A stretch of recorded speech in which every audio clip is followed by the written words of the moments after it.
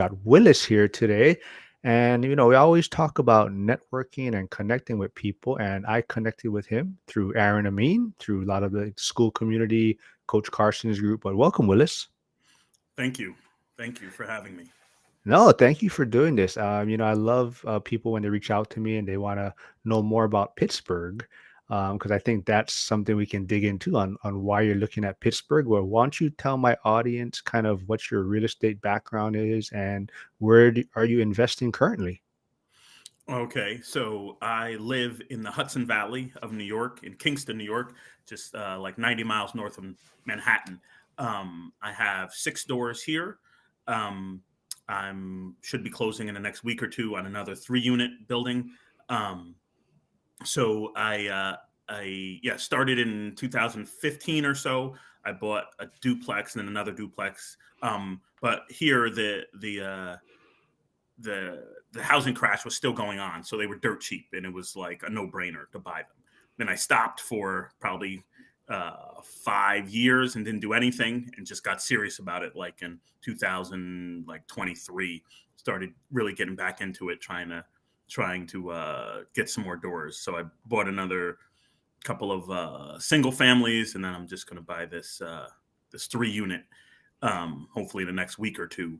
Um, but my background is in software engineering. That's what my career is in. I just left that in August of last year, so it's been like 7, 8 months. I decided not to, when my job was ending, I decided not to get another job and try to make this real estate thing work as a full time job. So I am an agent. I've been an agent for a while, probably since 2017. Like the house I live in right now is a foreclosure. That's what got me into buying distressed properties because this worked out so well.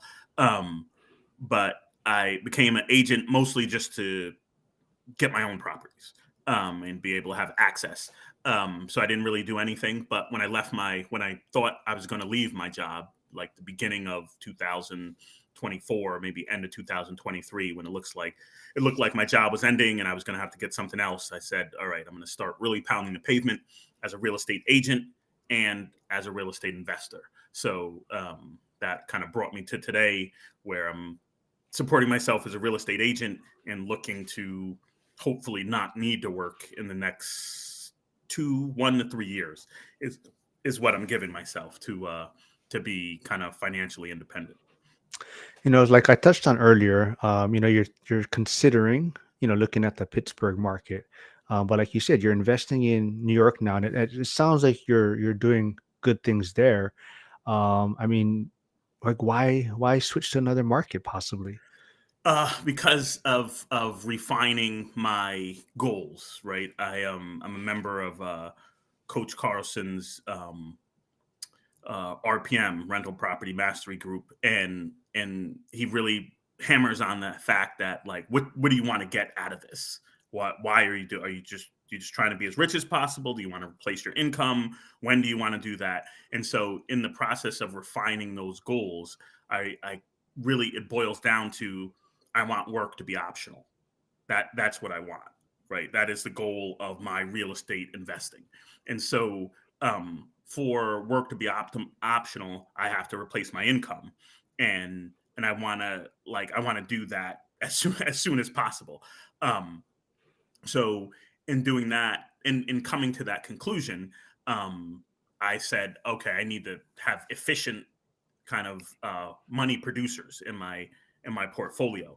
And single families that I purchased, the two I purchased last year, or now the year before last, is aren't they cash flow, but it's not a very efficient use of capital to produce cash flow. So I really wanted to get that, led me towards multifamily, either small or maybe, getting upwards of 10 units. The three-unit is the most I have now, but I want to get bigger, to produce that cash flow more efficiently. So that, the next step was, can I do that around here? And the answer to that is, for the most part, no. Like, I'm buying one now, and it's like once a year, maybe two a year, but probably not. Maybe one a year is going to be a good enough deal for me. I'm not looking to buy something and wait 5 years for the rents to appreciate to the set to the the cash flow goal. I kind of want that sooner than later. So that's not possible here where I live in upstate New York. Um, Buying something, even distressed properties are very expensive here. Just they will appreciate and the rents will always go up, but they're not gonna cash flow to the level I need it to cash flow. I'm looking so far. I'm looking to get at least $200 a door, and buying properties here, even ones that are very distressed. That's very very rare to find. Um, so as part of the group, we did a buy box, what we call sprint, this little mini 3-week session where you really dive deep into a topic, and this was on buy boxes. And so I've never invested more than 20 miles away from where I live, but in that radius, even if I go 50 miles away from where I live, I'm not going to be able to produce the results I'm really looking for. So I had to go farther out. I first looked at Raleigh, because I just did some typing in chat GPT to find out, like, where can I get good rent to price ratios. Raleigh kind of came up, but the price point in Raleigh is basically what it is here. Um, Maybe a little bit less, but not that much less. So that wasn't really gonna my current capital. That wasn't really gonna fly. Um, and Pittsburgh came up. It was never at the top of the list, but it was near the top of every time I tried. Because you can type stuff in the chat GPT and it'll give you different answers with nearly the same question. So, but it always came up. It was in the top five. It kept coming up in the top five. So I looked into it, and again, as part of that sprint activity of finding a buy box, one of the exercises was look at closed deals that you would have bought, right? Like if there's a few closed deals in this area that you would have purchased, means there probably will be more in the next year or so that you would want to purchase. So I did that, and I found, just with like 10 or 15 minutes of looking, I found a few deals that I would have been interested in looking further into.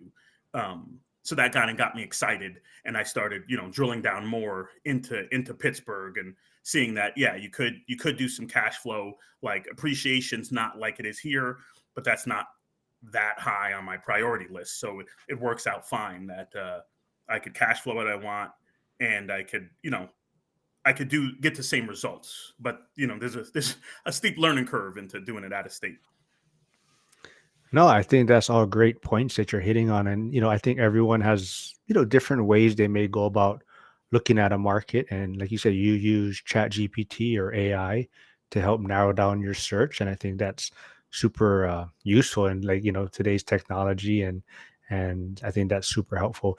Um, I guess another thing I want to know is, how would you, I guess, um, define the New York market? I know you says it's expensive, but all I know is probably tenant friendly, right? Not very landlord friendly. Are those other factors that you were considering into why you may be looking at a different market?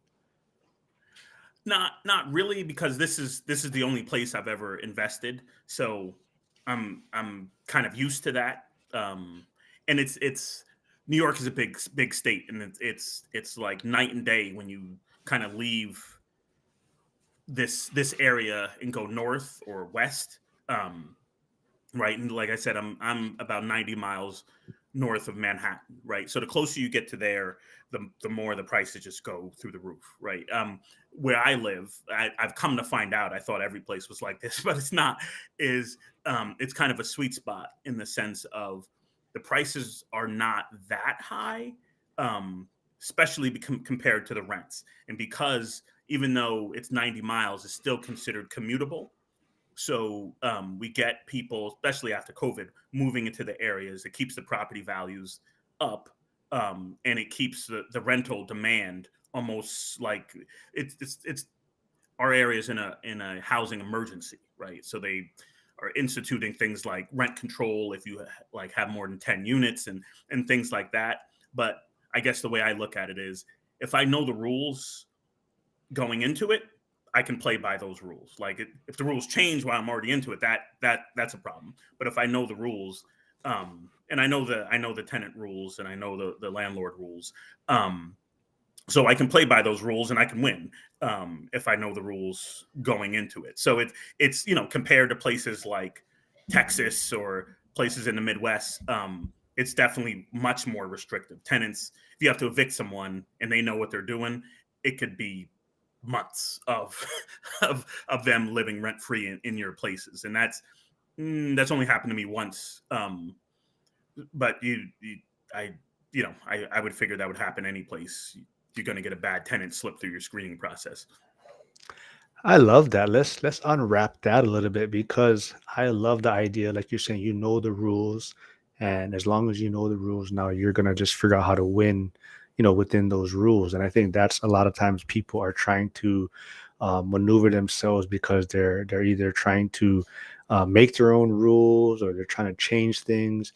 And like you're saying, every market someone's making money, right? I mean, no matter how expensive the market is, whatnot, people are all making money there. But for you, it's not so much like you're saying, it's not so much the rules that are in place. It's just you want your money to go further, right? Like you're saying, you could make deals cash flow in your market. It's just it's going to tie up a lot more capital probably. And right now you're trying to accelerate things. Now let me throw this out there. I'm not sure what your thought on it is, but would you say once you get enough cash flow, would you consider parking money back in New York for the appreciation play? Possibly, um, as long as, again, the goal is to support myself, right? And the way I look at it is, um, my first goal is to replace my income. As long as I don't run out of money, a side effect of replacing my income is going to be getting rich. Right, getting rich is not number one. It's just going to happen, right? And that's something Coach Carlson says all the time. If lo- as long as you don't run out of money, you're going to win, right? Like that's how you go out of business in real estate, is running out of money. So that's why if I were to invest in, like, the high price things here, I'd run out of money quickly. Moving, and so once I get, let's say, enough, whatever that enough is, then my goal is going to be ease, right? Simplicity, right? And so wherever I can find that simplicity and still have enough, that's what I'm gonna do. Um, because it's like I said, like, getting rich has never been my thing. I don't Even if I was rich, I'd still live the same way. So it's really about getting enough and then getting that to be as least amount of hassle as possible. Yeah, I love that. I love Coach Carson's message. I mean, he's one of the speakers at last year's ORED event that I really took a lot home from what he was saying, and like even his book. And we talked about it off camera about his book and how that story about the three couples really related to me. And like you're touching on, right, the ease of things and not creating a Frankenstein for yourself. But I also love what you're saying. If you don't run out of money, you're always in the game, where you always have a chance to win, I guess. And I think that's coming from coaches' football days, background. As long as there's time on the clock, right, you still have a chance to win, or you're still in the game in a sense. So I think that's the number one thing to remember. But now, like, let's kind of move on a little bit. You are looking at Pittsburgh. I mean, so why? I guess why did you reach out to me, or who told you to reach out to me, or how are you connecting, I guess, with the people in Pittsburgh? So it's a work in progress, right? And so part of that buy box exercise, the last week was, okay, trying to build a team in a remote area. Um, so I started reaching out to people on social media. The coach who was running that buy box sprint knew you, and he said, and it's part of the kind of check-ins of the exercise was, okay, where does your buy box? Where is it at? All these things. It's like, oh, Pittsburgh. I know somebody who invests in Pittsburgh, and he connected me with you. Um, and you have properties in Pittsburgh, and then you connected me with a real estate agent who I like a lot. Right, I connected with somebody through social media that was okay, but not fantastic in the sense of they weren't focused on investors. You connected me with another person who was focused on investors, so I like that. I'm also going through. Go ahead. You don't know. Before we move on, let's stay right there real quick, Mm, talking about how like you connected with different agents, and we don't want to put any names out there, but like you're saying, he's a you can tell like he's probably a good agent. He has a great skill set, but his skill set may not be kind of what you're looking for. So can you kind of maybe dig into that right. a little bit? So yeah, like so looking at social media, found and I was just kind of just blanketing anybody I could find. Right. These were like shots in the dark. Anybody who responded to me, and this is not this is in the last like 3 or 4 weeks. Just anybody I could find is doing something in Pittsburgh. I would send them DM them and say, I'm looking to build a team. Could we talk for a little bit? Right. Some people got back to me. Some people didn't. So he got back to me, and I really liked his uh, deep knowledge of the area. Like I said, that's what I need. Right. I have that where I live, but I don't have that in Pittsburgh. So that initially drew me to him. But talking to him, I'm also going. I like downloaded the Tom Green book on out of state investing, and going through that, re-listening to it now. Um, you need to talk to more than one person. That's what I'm realizing. That lesson just came to me last week when I kind of switched, because I was like, when I first talked to this guy, I was like, oh, this is great. Like, real estate agents are very good communicators, and they can talk and win you over. It's just the sales that we do. And so I was like, oh, this sounds good. But I asked, like, do you invest? He said, no, I don't invest. I thought about it, but I don't. I was like, I wish you did, but that's okay. But then when I talked to the guy you introduced me to, like, he had the deep knowledge of the area. He's been there this whole life, and he has 50 doors himself, and he has connections with property managers and contractors that he uses all the time and uses on his own properties, which obviously is, I got a higher trust level if someone's using them on their own properties. Um, so where the other guy was good, I really liked him. When I talked to the real estate guy who does investing himself, I could see like, oh, this is much better for me. Like, is this guy a better real estate agent? I don't know, but for my particular situation, it was noticeably better, a better fit for me. Yeah, I love that. Like I think like we touched on it. I think I know the first agent that you're talking about. I think I connected with him also when I kind of started my journey. And same thing, like great guy, very knowledgeable, very good communicator, but like at the same time, like you're saying, you can kind of sense that the investing side is maybe not his skill set, or that's Yeah, he not the even told type me, of he was client. like, Yeah. most investors I talk to, I don't take on as clients. Probably 1 in 10 I take on as clients. Most of my people are people moving into this area who are going to live here, and I'm finding them a home. Yeah, I think like you touched on earlier, it's about also just connecting with multiple people and not just jumping on board with kind of that first agent or Mm. first person you connect with, and even the person I recommended, I recommended a few people, so it's not like I just said, hey, talk to this guy. This is the only guy that you can work with. I said, hey, this guy might fit your personality better. This guy might fit what you're looking for better, and I think anyone that wants to reach out to me, definitely reach out to me, and that's kind of what I'll do. I mean, I'm not going to tell you that, hey, you got to use the guy that I use. I'll be like, hey, connect with different people that I talk to, and there might be one that stands out to you. So that's great. I'm glad you got to connect. And we'll just say Jeremy Taggart. He's been on my channel a few times. He's done some lives with me. So I call him the House Hat King. So, but yeah, he's a good guy. So reach out to him. But yeah, so where are you at now in your I guess out of state journey? So yeah, so I have Jeremy. He's going to be on the team. And as far as running numbers and that part of it, I can do that. I can do that remotely.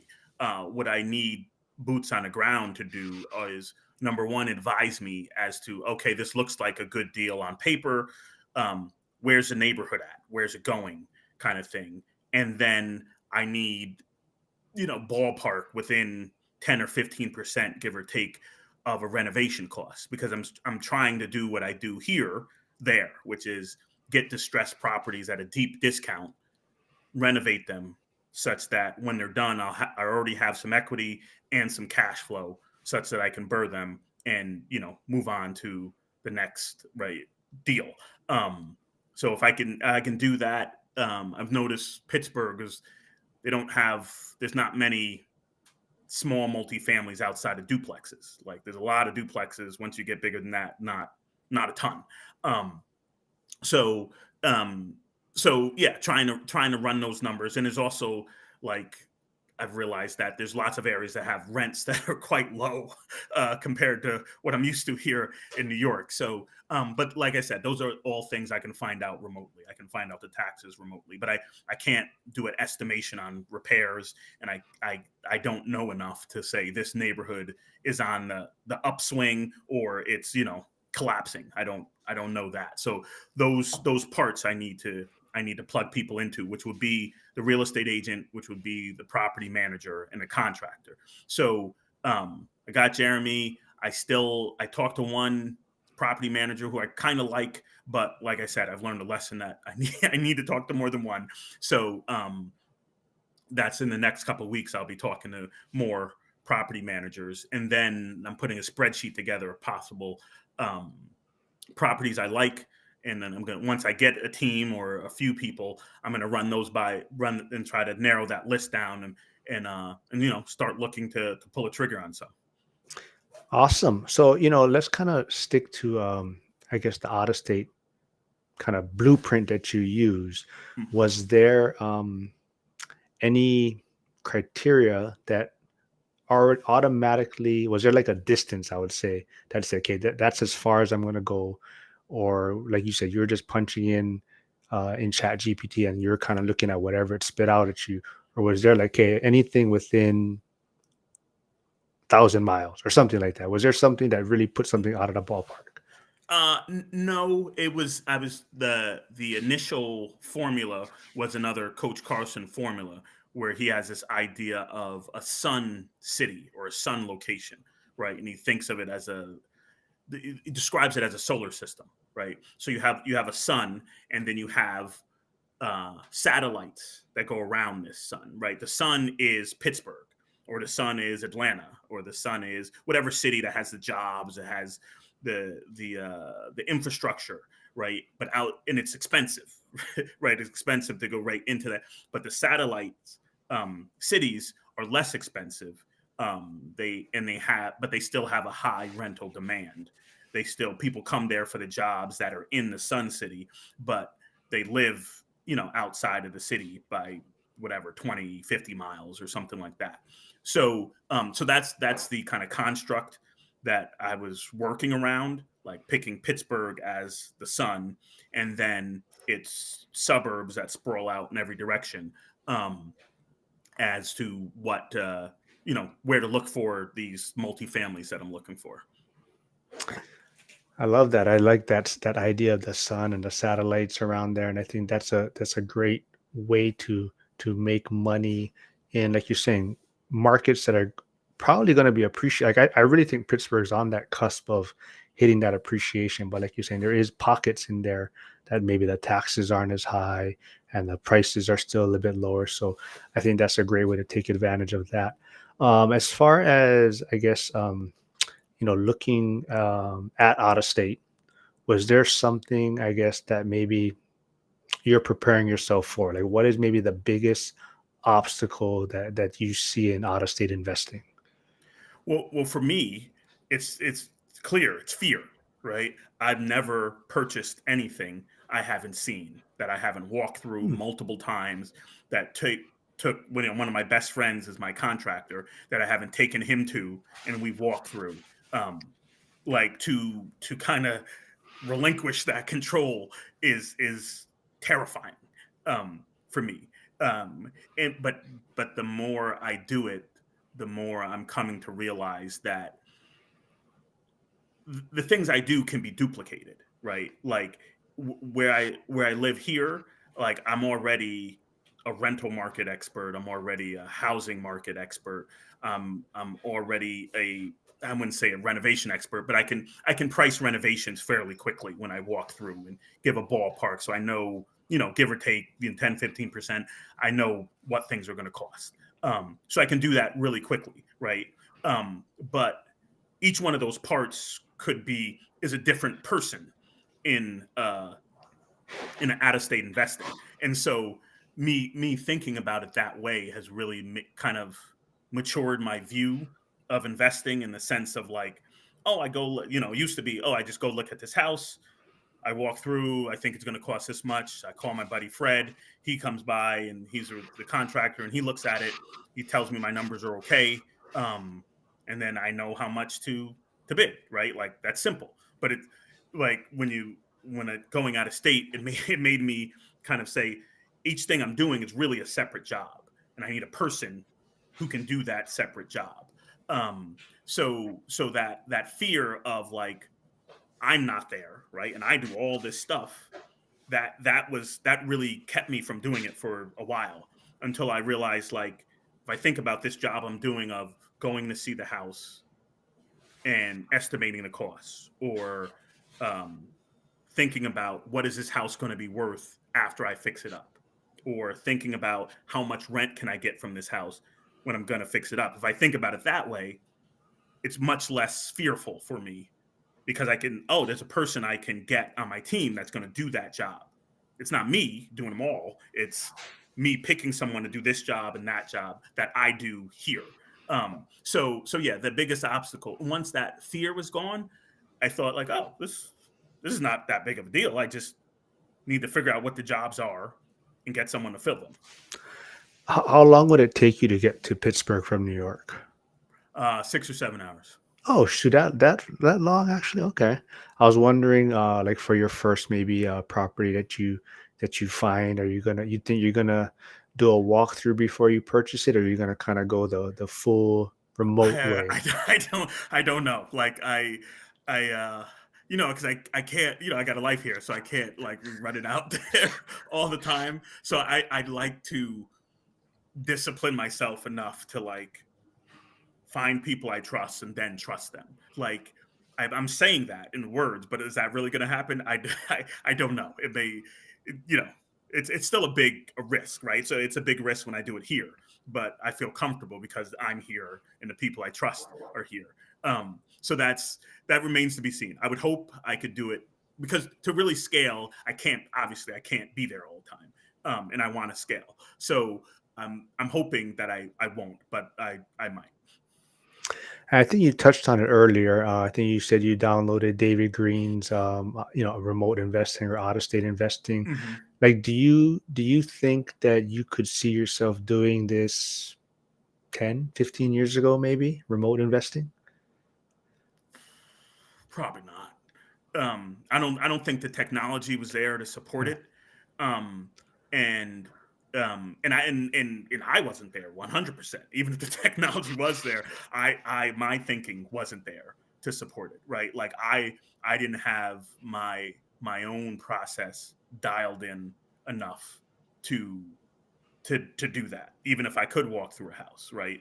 Because when I first started, it was I didn't the expertise I have now I didn't have, right? I couldn't estimate how much this kitchen is going to cost or this roof is going to cost.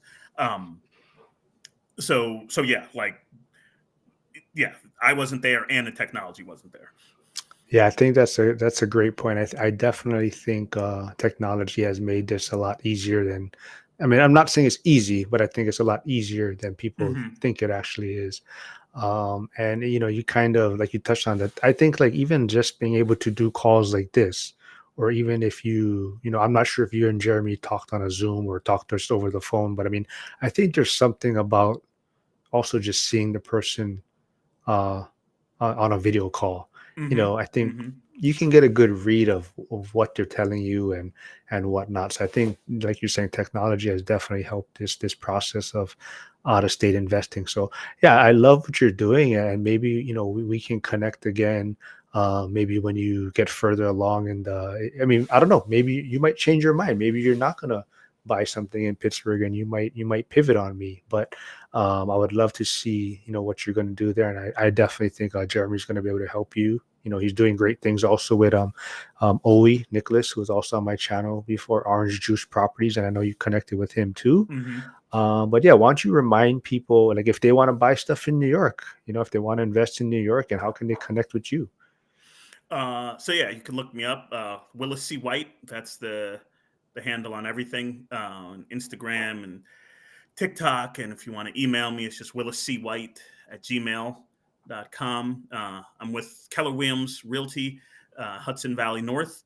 Um, and like I said, I like dealing with investors because I am one.